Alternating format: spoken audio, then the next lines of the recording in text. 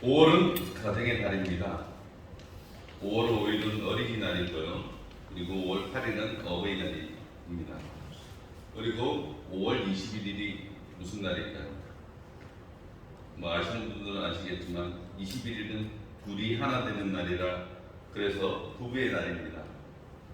하나님께서 둘이 한 몸을 이루게 하셨습니다. 하나님께서 남자와 여자를 창조하실 때 아담의 갈비뼈로 하와를 만드셨습니다. 그래서 아담이 하와를 처음 본 순간 이는 내 뼈 중에 뼈요 내 살 중에 살이라 했습니다. 오늘 말씀을 통해서 관계가 회복되고 하나 되는 가정, 행복한 가정들이 되시기를 축복하겠습니다. 오늘 본문 잠언서 31장 10절에 누가 현숙한 여인을 찾아 얻겠느냐 그의 값은 진주보다 더하니라. 현숙한 여인에 대해서 나오는데 오늘 설교의 주제입니다.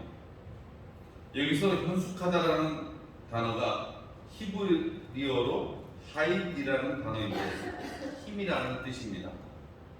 이 힘은 육체적인 힘을 의미하는 것이 아니라 내면의 힘, 그리고 지혜, 더 사리 분별력, 판단력, 현실 대처 능력 등을 의미합니다.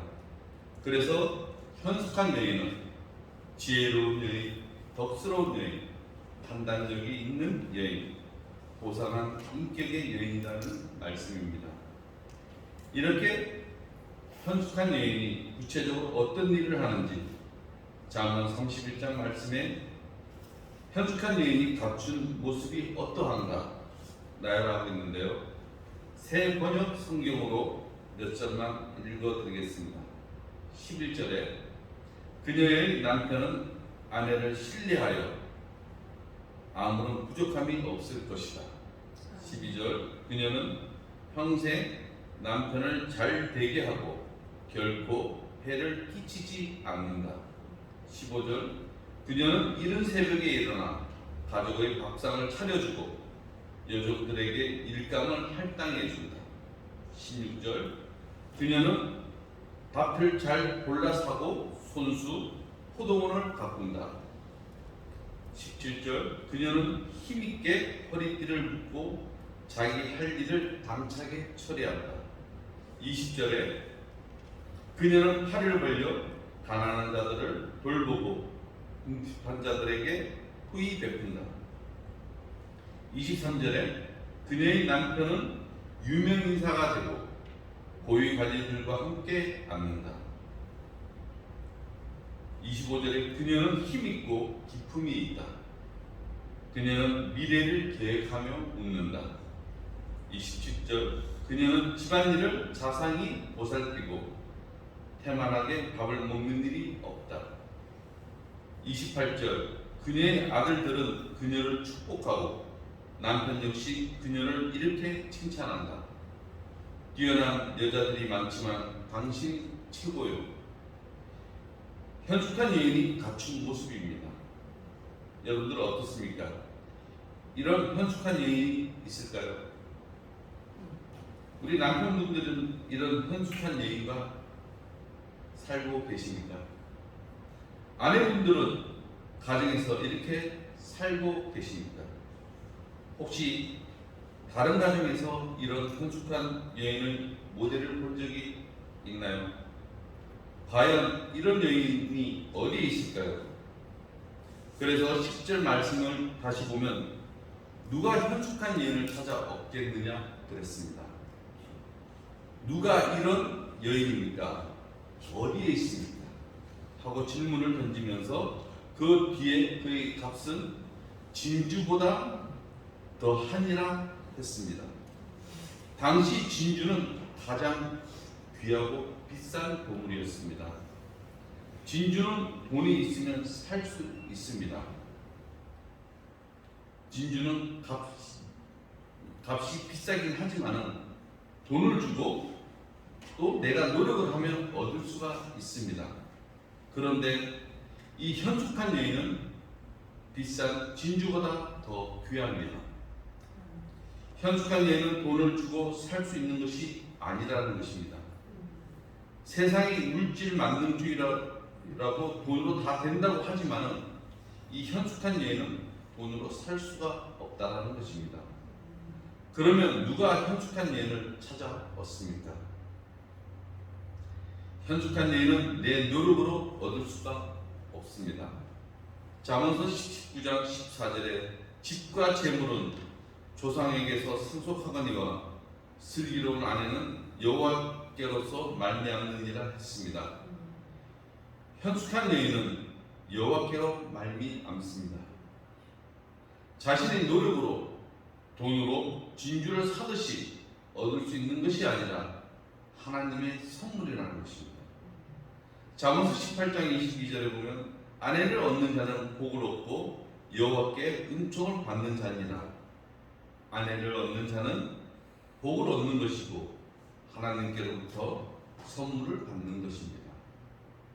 남편 여러분, 아내는 하나님의 선물입니다. 아내 여러분, 남편도 하나님의 선물입니다. 자녀 또한 하나님의 선물인 것입니다. 그래서 우리 가족은 하나님의 선물입니다. 여러분, 선물은 누가 줬는가에 따라 그 가치가 달라집니다. 누가 선물을 주었는가? 여러분, 우리 가정에 하나님께서 선물로 주셨다면 어떻게 해야 합니까?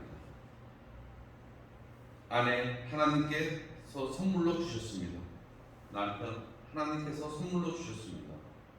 그래서 서로 기이 여겨야 합니다. 하나님께서 주신 선물을 알고 진주보다 더 귀하게 여기고 사랑하는 본향교회가 되시기를 바라겠습니다.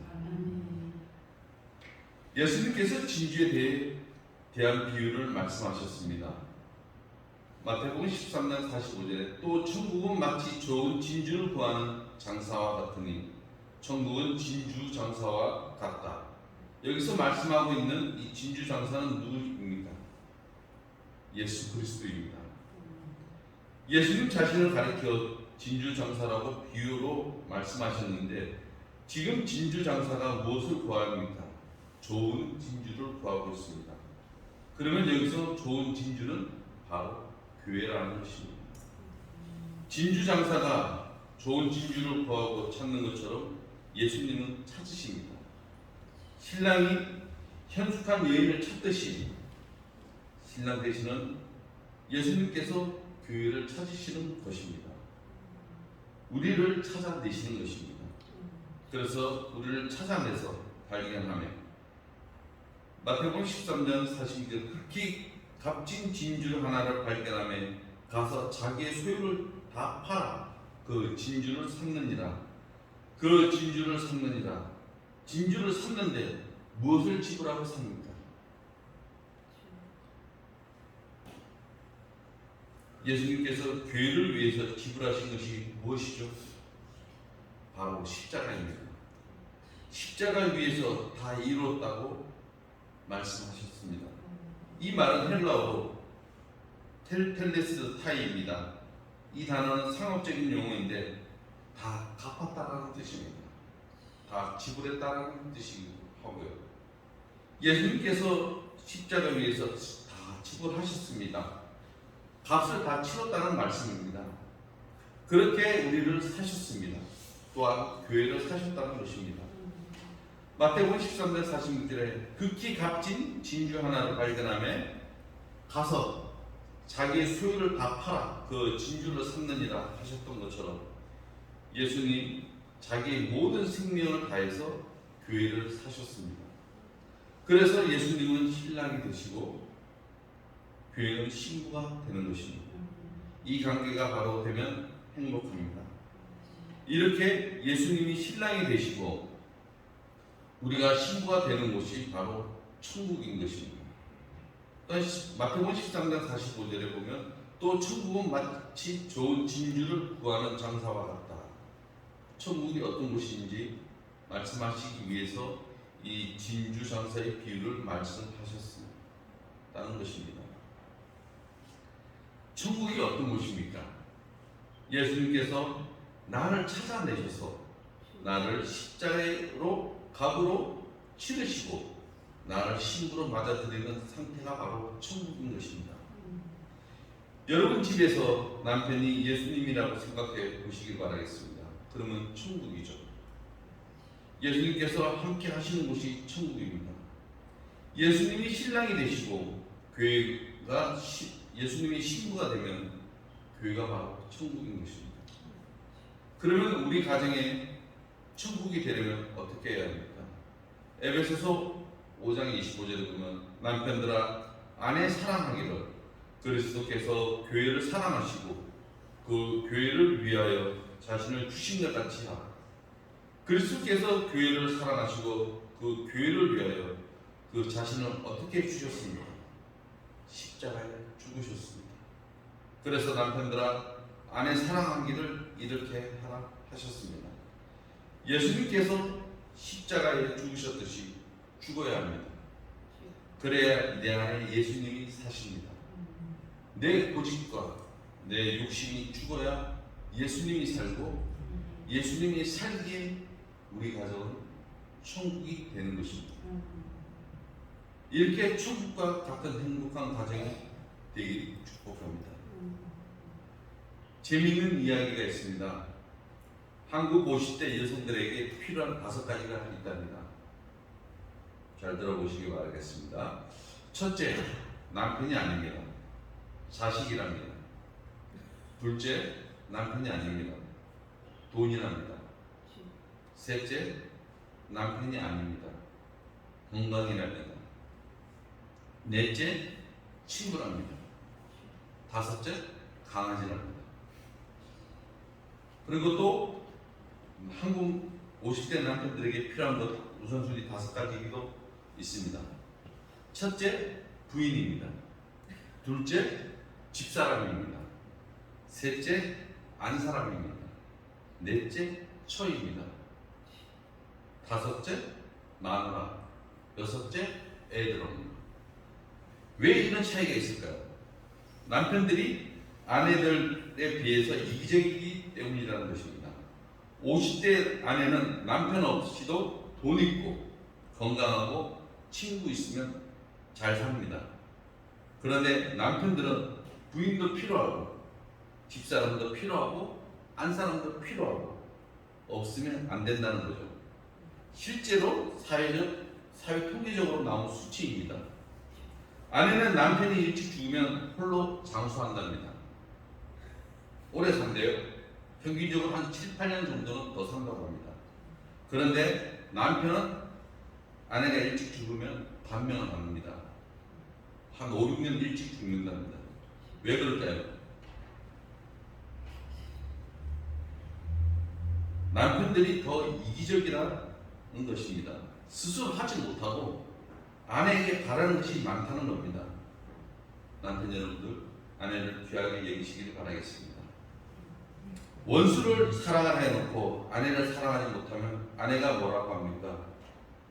그래서 가정의 문제는 가정의 문제로 끝나는 것이 아니라 하나님과의 관계로 이어지는 것입니다. 가정의 문제는 교회의 문제로 이어진다는 것입니다. 가정과 교회는 뗄 수 없는 불가분의 관계입니다. 부부 관계는 예수님과 교회의 관계와도 같습니다. 그래서 베드로전서 3장 7절에 보면 아내를 귀하게 여기는 것이 바로 기도가 막히지 않게 하려 함이니라. 그래서 남편들아 이와 같이 지식을 따라 너희 아내와 공부하고 그를 더 연약한 그릇이요 또 생명의 은혜를 함께 이어 받을 자로 알아 귀히 여기라. 이는 너희 기도가 막히지 않게 하려 합니다. 아내를 귀히 여기는 것은 기도가 막히지 않기도 하려 합니다 하는 것입니다. 부부의 관계, 하나님과의 관계는 이렇게 연결되어 있는 것입니다. 그래서 중요한 것입니다. 부부 관계는 바로 신랑 되시는 예수님과 신부 되는 교회와의 관계의 모형인 것입니다. 실체는 예수님과 교회의 관계인 것입니다. 신랑과 신부의 관계입니다. 그 실체로 보면 따라하는 모형이 바로 부부의 관계라고 할 수 있습니다. 예수님이 신랑 되시는 실체가 바로 천국이고 우리의 가정은 그 실체를 구현하는 모형이 되어야 하는데요. 그래서 남편은 그리스도께서 교회를 위하여 십자가에 죽으심으로 사랑하셨듯이 십자가에 죽음으로 아내를 사랑해야 합니다. 예수님께서 교회를 사랑하시고 교회를 위하여 자신을 주심과 같이 아내를 사랑하는 남편들이 되시기를 축복하겠습니다. 그리고 아내들에게도 에베소서 5장 24절에 말씀하십니다. 그러므로 교회가 그리스도에게 하듯 아내들도 범사에 자기 남편에게 복종할지니라. 아내들도 범사에 자기 남편에게 복종할지니라. 이 말씀이 부부싸움 할 때 많이 사용된다고 합니다. 남편들이 할 말에 막힐 때 성경에 남편에게 복종하라 하면서 사용하는데 그러면 안 된다는 것입니다. 이 명령은 아내들에게 예수님 하시는 명령이지 남편들이 아내를 자기의 복종시킨 데 써먹으라고 주시는 말씀이 아니라는 것입니다. 복종이라 하라는 이 복종의 단어는 헬라의 원문의 의미를 보면 종속적인 의미가 아니라 질서에 순응한다는 의미입니다. 어떤 질서입니까? 예수님께서 교회를 위하여 자신의 주신것 같이 하셨으니 교회도 예수님께 복종하는 질서입니다. 마치 그런 질서처럼 아내들도 남편을 위해 복종하라 그랬습니다. 하나님은 어지러움의 하나님이 아니라 질서의 하나님이십니다. 하나님이 세우시는 가정도 질서가 있어야 한다는 것입니다. 남편의 자리, 아내의 자리, 자녀의 자리가 있고 그 자리에서 자신의 역할을 잘 감당하는 가정이 천국과 같은 행복한 가정인 것입니다. 기독교 신문에 어느 교회 임직식의 권면 내용이 올라온 내용입니다. 제목이 목목 장장 권권 뒷집입니다. 무슨 뜻일까? 목사는 목사 위치에서, 장로는 장로 위치에서, 권사는 권사 위치에서, 집사는 집사 위치에서 자기 사역을 잘하면 천국과 같은 행복한 교회라는 것입니다. 교회가 다툼이 일어나고 문제가 생기는 것은 자신의 위치에서 자기 일을 안 하고 다른 사람의 일을 간섭하고 월권하기 때문이라는 것입니다. 그러면 교회의 질서가 깨지고 천국과 같은 행복한 교회를 세울 수가 없는 것입니다. 가정 또한 마찬가지죠. 질서가 있어야 한다는 것입니다. 복종하라 하시는 말씀은 그 질서에 순응하라는 하시는 말씀입니다. 월권하지 말고 그 자리를 잘 지키고 그 역할을 잘 감당하면 천국과 같은 행복한 가정이 되는 것입니다. 유대인들은 가정교육을 철저시키는 민족입니다. 유대인들보다 한국인들이 IQ도 뛰어나고 똑똑합니다. 그런데 유대인들은 세계적으로 뛰어난 민족이 된 이유가 바로 가정교육에 있다고 합니다. 전문가들의 하는 이야기입니다. 가정에서 질서가 잘 잡혀 있을 때에 하나님과의 관계도 좋아지고 하나님께서 창조하신 세상의 일과도 관계가 좋아집니다. 그래서 유대인들은 자녀들이 어릴 때부터 가정교육을 철저하게 하는데 예를 들면 가정에 큼직한 한 의자를 두고 아버지 외에는 앉지 못하게 한다고 합니다. 그 의자는 바로 아버지의 상징이요, 질서의 상징이요, 하나님이 살아계심을 상징이 되는데 이를 통해 유대인들은 어려서부터 하나님과 하나님의 질서와 법도를 존중하는 것을 내면화된다고 합니다. 자녀 양육의 최고의 모델은 바로 가정의 질서인 것입니다. 아내들은 그렇게 질서에 순응해야 할 것입니다. 가정의 질서를 세우는 아내들이 되시기를 바라겠습니다. 다시 자문의 말씀으로 돌아가서 보면 11절에 그런 자의 남편의 마음은 그를 민나니 산업이 필적하지 아니하겠으며 남편의 신뢰를 받으며 남편을 올바로 세우는 역할을 감당한다는 것입니다. 그리고 12절에 그런 자는 살아있는 동안에 그의 남편에게 선을 행하고 악을 행하지 아니하느니라. 살아있는 동안 그의 남편에게 선을 행하고 악을 행하지 않는다고 했습니다. 이 현숙한 여인은 사는 동안에 선악간에 변함이 없다라는 것을 말합니다. 이처럼 사는 동안에 변함이 없어야 합니다. 부부가 결혼해서 처음에는 사랑하며 삽니다. 용서하고 사랑하고 이해해주고 무조건 받아주고 그랬는데 살다 보면 어떻게 되죠? 변합니다. 신혼 사랑으로 살다가 사랑이 식으면 우정으로 산답니다. 그러다 우정까지 식으면 함께 싸운 세월이 있기 때문에 전우애로 산다고 합니다.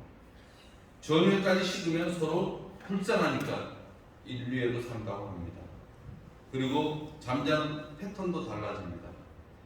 20대는 푹 깨고 잡니다.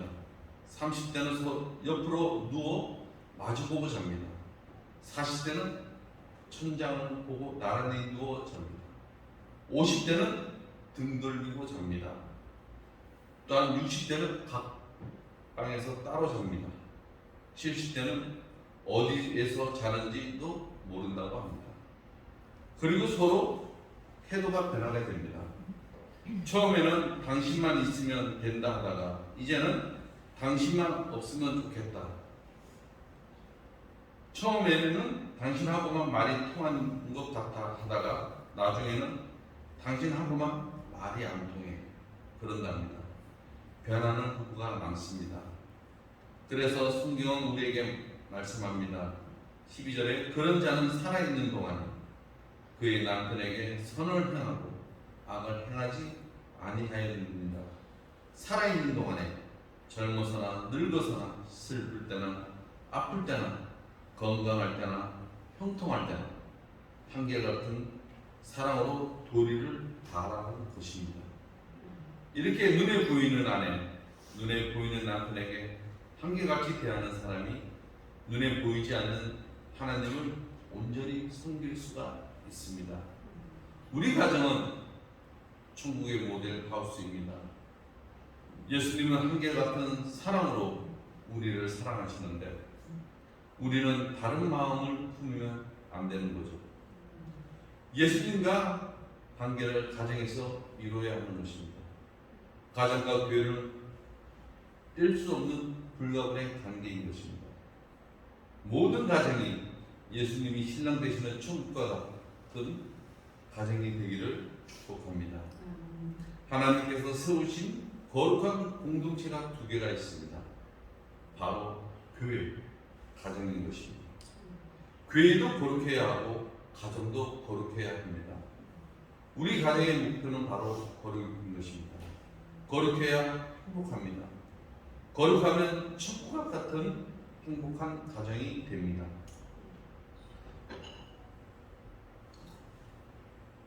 누가 현숙한 여인을 찾아왔겠습니까?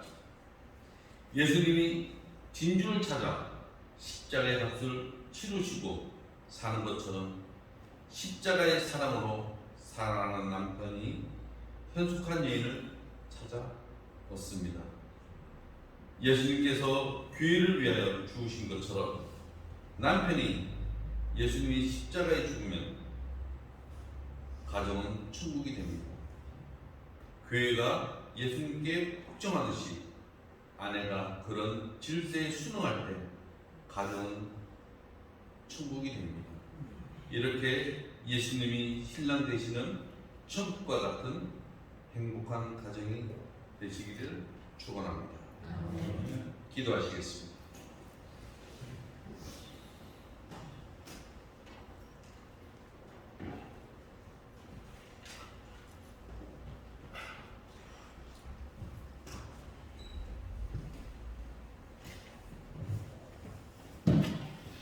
예수님께서 교회를 사랑하사 교회를 위하여 십자가에 죽으신 것을 믿습니다.